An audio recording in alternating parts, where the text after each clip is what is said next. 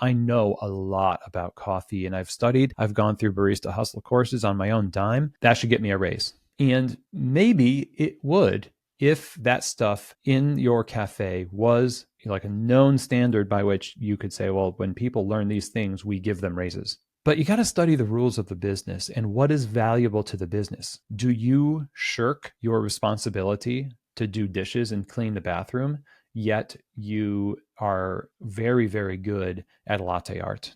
Do you seek out and consume coffee content like no other person? And you're constantly asking for more grace and more grace all the time. We start to get this idea that because we are the most passionate about coffee, that all of our little things should be forgiven. And those are actually the things that the business relies on more than you learning about processing methods and tasting terminology and chemistry of coffee. This stuff is oftentimes a distraction from focusing on what you're supposed to be focusing on. So if you as a barista think that your barista competition routines and your trophies or your educational background in coffee or what you've been educated in coffee is or should be enough for me to get a raise in this place, then you may not have studied what it means to add value to that place. But you got to find out what's valuable to the business. And then when you provide that value, you have a lot more of a leg to stand on when you ask for more money or you ask for recognition and reward of some kind,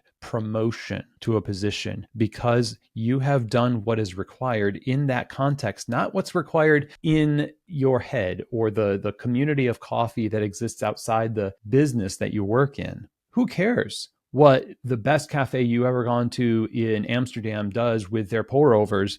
It does not matter as much as you think it does. What matters is what you're doing in your cafe right now for the customers you have access to. And if we have not achieved excellence in those things, but we are producing for ourselves excellence in outside standards, but not inside standards, how is it that you think that that's supposed to lead to more responsibility? It doesn't.